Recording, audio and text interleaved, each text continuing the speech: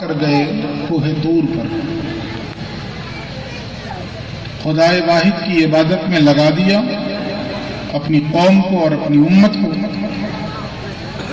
اور پھر کوہ طور پہ چلے گئے اللہ کا پیغام لینے کے لیے، اللہ سے پیغام وصول کرنے کے لیے۔ 40 رات کوہ طور پہ رہے، اور جب پلٹ کے آئے تو جس قوم کو آپ نے ایک خدا کی عبادت میں لگایا تھا وہ قوم مشرک ہو گئی۔ اس قوم نے بچڑے کی پوجا شروع کر دی۔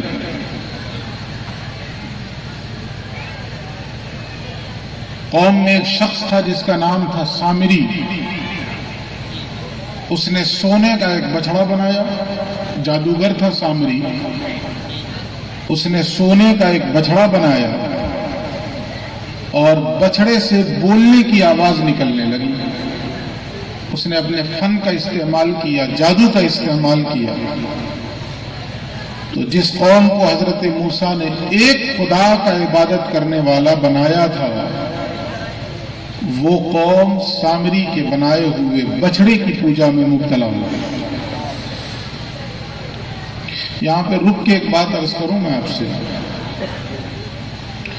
بنی اسرائیل نے سونے کے بچڑے کی پوجا کی تو اللہ رب العزت نے ان پر لعنت برسائی۔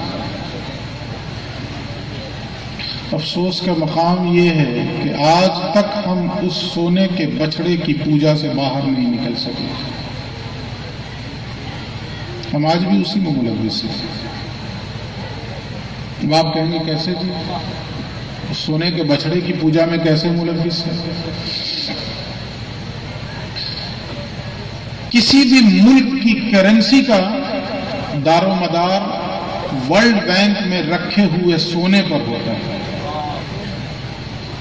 اس چیز کو آپ سمجھیے، ورلڈ بینک میں جتنا سونا ہوگا ملک کی کرنسی اسی حساب سے اپ اینڈ ڈاؤن ہوگا۔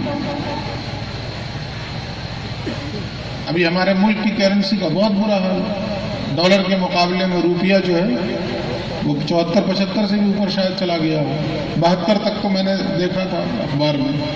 اس کے بعد جو ہے اب تو نہ نیوز سننے کا دل چاہتا ہے نہ اخبار پڑھنے کا دل چاہتا ہے۔ تنگا کہ میں نے آخر دیر و حرم کو چھوڑا، واعظ کا واز چھوڑا، چھوڑے تیرے فسانے۔ تو ورلڈ بینک میں جتنا سونا ہوگا اسی حساب سے کرنسی اوپر یا نیچے آئے گی،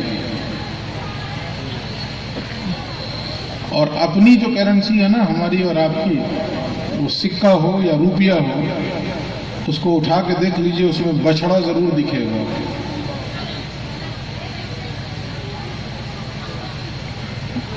آپ وہ سکہ دیکھ لیں اٹھا کے یا روپیہ دیکھ لیں اٹھا کے، نوٹ اٹھا کے دیکھ لیں، اس میں آپ کو بچڑا ضرور دکھے گا۔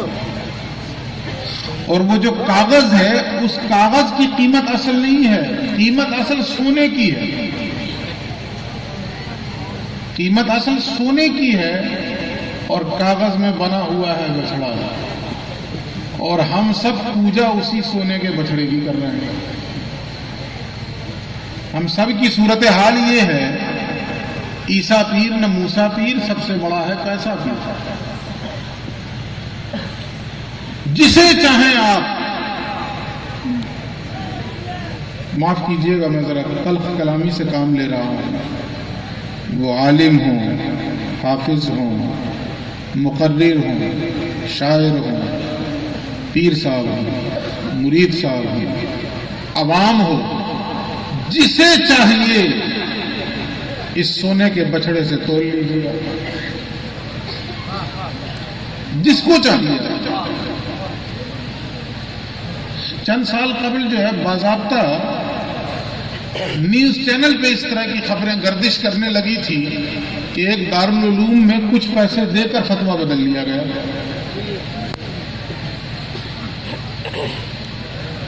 میں نام نہیں لینا چاہتا، یہ علماء بیٹھے ہیں یہ سمجھ گئے ہوں گے کہ باضابطہ ایک دارالعلوم، باضابطہ نیوز چینل پہ یہ خبریں آئی یہ پیسے دے کر فتویٰ بدل دیا گیا. پتہ کیا چلا؟ عبادت اگر اللہ کی ہوتی، پوجا اگر اللہ کی ہوتی تو فتویٰ نہیں بدلتا. پوجا تو سونے کے بچڑے کی ہو رہی تھی، لہذا فتویٰ بدل گئے. اگر اللہ کی عبادت ہوتی تو فتویٰ نہیں بدلتا کسی بھی حالت میں. تو سونے کے بچڑے کی پوجا ہو رہی. خیر، تو حضرت موسیٰ جب پلٹ کے آئے تو دیکھا قوم جو ہے وہ مشرک ہو گئی، شرک میں مبتلا ہو گئی. جلال میں آ گئے حضرت موسیٰ، پوری قوم کو اکٹھا کیا، اور مختلف قبیلے تھے آپ کی قوم نے. کہا بہت بڑا جرم کیا ہے میری قوم نے. تو قبیلے کے سرداروں کو بلایا اور کہا سزا یہ ہے کہ جس جس قبیلے کے لوگوں نے شرک کیا ہے، قبیلے کا سردار خود ان کو قتل کرے. ہزاروں افراد ایک دن میں قتل کیے گئے، ہزاروں افراد. مگر اس کے باوجود حضرت موسیٰ کو اطمینان حاصل نہیں ہوا کہ اللہ پتہ نہیں معاف کرے گا کہ نہیں کرے گا. اتنا بڑا جرم کر بیٹھی میری قوم، کہیں اللہ رب العزت اپنا عذاب نہ اتار دے. تو حضرت موسیٰ نے اپنی قوم کے 40 سرداروں کو لیا اور پھر کوہ طور پہ گئے. قتل کروانے کے باوجود اطمینان نہ ہوا، دل کو سکون نہ ہوا. اتنا بڑا جرم کیا ہے میری قوم نے، شرک میں مبتلا ہوئی ہے، شرک سے بڑا کوئی گناہ نہیں ہے. اس بات کو یاد رکھیں. قرآن کہتا ہے ان الشرک لظلم عظیم، شرک سب سے بڑا جرم ہے اور ظلم ہے. اور ایک مقام پہ قرآن کہتا ہے ان اللہ لا یغفر ان یشرک بہ ویغفر ما دون ذلک، اللہ اس کی مغفرت نہیں کرے گا جو اس کے ساتھ شرک کرے. ویغفر ما دون ذلک، اور اس کے علاوہ چاہے جتنا بڑا کسی نے گناہ کیا ہو، اللہ کی مشیت جب چاہے گی اسے معاف کر دے گی. تو قرآن نے یہ بتایا کہ مشرک کی بخشش نہیں ہوگی. مشرک کے علاوہ چاہے جتنا بڑا مجرم ہو، اللہ کی مشیت چاہے گی معاف کر دے گا، بخش دے گا اسے. اسی لیے کہا گیا ہے کہ جس کے دل میں رائی کے دانے کے برابر بھی ایمان ہوگا، قیامت کے دن اللہ رب العزت اسے بخش دے گا. بے شک، سبحان اللہ. جہنم سے نکال کے جنت میں ڈال دے گا.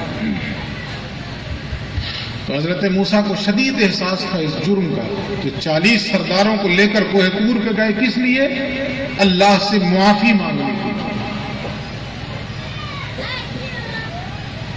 اور کوہ طور پہ جا کے حضرت موسیٰ دعا کرتے ہیں. اس کو نقل کیا قرآن نے. اب سنیے کیا دعا کی.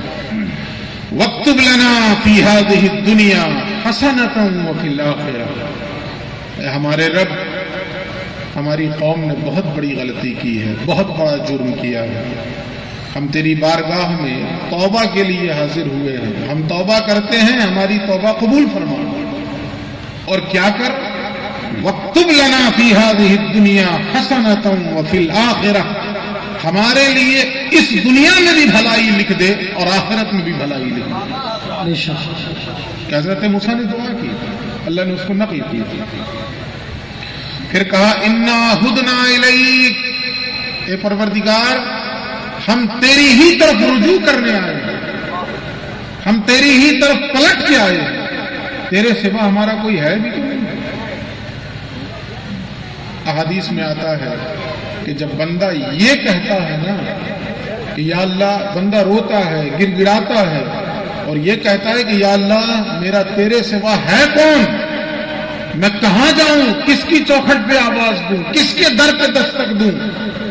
تو حدیث میں آتا ہے کہ اللہ رب العزت فرشتوں سے کہتا ہے اب مجھے حیا آتی ہے، میرے بندے نے اقرار کر لیا ہے کہ میرے بندے کا میرے سوا کوئی نہیں ہے، اب مجھے حیا آتی ہے، فرشتوں میرا بندہ جو مانگتا ہے اسے عطا کرو. بے شک، سبحان اللہ، سبحان اللہ. حضرت موسیٰ نے کہا انا ہدنا الیک، پروردگار ہم تیری طرف رجوع کرنے آئے ہیں. جب حضرت موسیٰ نے یہ کہا تو اب پلٹ کے سنیے اللہ نے کیا کہا. اللہ نے کہا قال عذابی یصیب بہ من نشاء. موسیٰ تم اپنی قوم کے جرم پہ قوم کے سرداروں کو لے کر آئے، ٹھیک ہے، تم نے توبہ کی وہ بھی ٹھیک ہے، تم رحمت کے طلبگار ہوئے وہ بھی صحیح ہے، لیکن موسیٰ یاد رکھو عذابی اصیب بہ من اشاء، میں جسے چاہوں گا میرا عذاب اسے پہنچ کے رہے گا، بے شک میں جسے چاہوں گا میرا عذاب اسے پہنچ کے رہے گا۔ یہاں ذرا اس نعمت کی قدر کا احساس کیجیے، اس نعمت کی اہمیت کا احساس کیجیے۔ نبی موسیٰ بھی ہیں، نبی ہمارے اور آپ کے آقا و مولا جناب محمد الرسول اللہ صلی اللہ علیہ وآلہ وسلم۔ موسیٰ اپنی قوم کو لے کر گئے اللہ سے معافی منگوانے، اللہ سے توبہ کروانے، قوم کو لے کر گئے، اور موسیٰ کی ابتدا میں قوم نے توبہ کی، اور پھر حضرت موسیٰ خود دعا کر رہے ہیں اور رحمت کے طلبگار ہو رہے ہیں اپنی قوم کے لیے، اپنی قوم کی معافی چاہ رہے ہیں اللہ سے۔ تو اللہ رب العزت کا جلال تو دیکھیں کہ اللہ فرماتا موسیٰ ٹھیک ہے تم نے توبہ کی ہے اور تمہاری قوم نے میری بارگاہ میں آ کر معافی کی طلب کی ہے، مگر عذابی اصیب بہ من اشاء، میں جسے چاہوں گا میرا عذاب اسے پہنچ کے رہے گا۔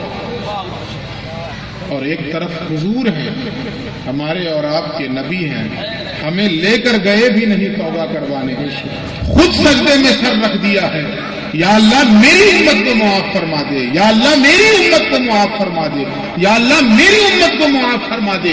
اللہ رب العزت فرماتا ہے حبیب میری تو منشا ہی یہی ہے کہ میں آپ کو راضی کروں، اگر راضی کرنے کی خاطر آپ کی امت کے ایک ایک فرد کو مجھے جنت میں ڈالنا پڑے گا تو میں ڈال دوں گا، مگر آپ کو راضی کروں۔ بے شک، بہت ذرا اس نعمت کا احساس تو کیجیے۔ جی اللہ کے نبی فرماتے ہیں کہ اللہ رب العزت نے ہر نبی کو ایک خصوصی دعا کی نعمت عطا فرمائی، ایک خصوصی دعا کی نعمت دی ہر نبی کو، ایک مخصوص دعا، مجھ سے مانگ لو، مجھ سے مانگ لو، ایک مخصوص دعا ہر نبی کو عطا کی اللہ رب العزت نے۔ آقا فرماتے ہیں، ہمارے اور آپ کے آقا فرماتے ہیں، آدم سے لے کے عیسیٰ تک جملہ انبیاء نے وہ دعا مانگ لی، لوگوں میں نے اپنے حصے کی دعا تمہارے لیے کل قیامت کے دن بچا کے رکھا۔ سبحان اللہ، نعرہ تکبیر، نعرہ رسالت، اولاد غوث اعظم، علماء اہل سنت، نعرہ تکبیر، نعرہ رسالت، بہت خوب ماشاء اللہ۔ میں معذرت کے ساتھ ایک بات عرض کروں گا، نعرہ حضور کا لگا ہے، نعرہ صرف حضور کا لگا، ہماری تو ساری بہاریں حضور کے دم سے ہیں، جی میرا کچھ نہیں ہے، سب ان کا ہے۔ تو حضور فرماتے ہیں سارے نبیوں نے وہ دعا مانگ لی ہے، میں نے وہ دعا بچا کے رکھ لی ہے، کل قیامت کے دن جب نفسی نفسی کا عالم ہوگا اس وقت وہ دعا میں اپنی امت کی مغفرت کے لیے استعمال کروں گا۔ قربان ہو جائیں اس نبی رحمت کی عطا پر جو ہمارے اوپر ہے۔ تو حضرت موسیٰ نے کہا، تو اللہ رب العزت نے جواب کیا دیا، موسیٰ میرا عذاب جسے چاہوں گا اسے پہنچ کے رہے گا، اور پھر اس کے بعد کہا وَرَحْمَتِي وَسِعَتْ كُلَّ شَيْءٍ، اور میری رحمت جو ہے ایک طرف کا عذاب پہنچے گا اور پھر دوسری طرف یہ بھی تسلی بھی دے دی کہ موسیٰ ٹھیک ہے میری رحمت کا معاملہ یہ ہے کہ میری رحمت ہر شے پہ عام ہے، ہر شے کو محیط ہے۔ لیکن آگے سنیے پھر کیا ہے، یہاں پہ تفسیر میں مفسرین لکھتے ہیں کہ رحمت اللہ کی دو ہے، ایک عمومی رحمت، ایک خصوصی رحمت، ایک عمومی رحمت اور ایک خصوصی رحمت۔ تو عمومی رحمت کے بارے میں کہا وَرَحْمَتِي وَسِعَتْ كُلَّ شَيْءٍ، میری جو عمومی رحمت ہے وہ تو ہر شے پہ ہے، وہ تو انسانوں پہ بھی ہے، جانوروں پہ بھی ہے، شجر و حجر پہ بھی ہے، درخت پہ بھی ہے، زمین پر بھی ہے، آسمان پر بھی ہے، ہر شے پہ وہ رحمت ہے، وہ عمومی رحمت ہے۔ اور میری ایک خصوصی رحمت ہے، وہ رحمت کن کے لیے ہے؟ یہ بات کب ہو رہی ہے؟ حضرت موسیٰ سے، ابھی حضور آئے نہیں ہیں، ابھی پیغمبر تو صدیوں بعد آنے والے ہیں، ہمارے اور آپ کے نبی صدیوں بعد دنیا میں تشریف لانے والے ہیں، بات موسیٰ سے ہو رہی ہے، اور اللہ رب العزت اس موقع سے فرمایا ہے کہ میری رحمت کہ دو حصے، ایک عمومی رحمت ہر شے کے لیے عام، اور میری ایک خصوصی رحمت ہے۔ موسیٰ یاد رکھو، میں نے اس خصوصی رحمت کو بچا کے رکھا ہے، وہ خصوصی رحمت کسی اور کے لیے نہیں، اخیر میں آنے والے میرے حبیب کی امت کے لیے۔ بے شک، بہت بہت ماشاء اللہ۔ وہ خصوصی رحمت کا حقدار کون ہوگا؟ وہ عام لوگ نہیں ہوں گے، سب سے اخیر میں جو میرا حبیب آنے والا ہے، جو اس کی اتباع کرنے والے لوگ ہوں گے، جو اس کی پیروی کرنے والے لوگ ہوں گے، میری خصوصی رحمت کے حقدار وہ ہوں گے۔ بے شک۔ تو کہا فَسَأَكْتُبُهَا لِلَّذِينَ يَتَّقُونَ وَيُؤْتُونَ الزَّكَاةَ وَالَّذِينَ هُمْ بِآيَاتِنَا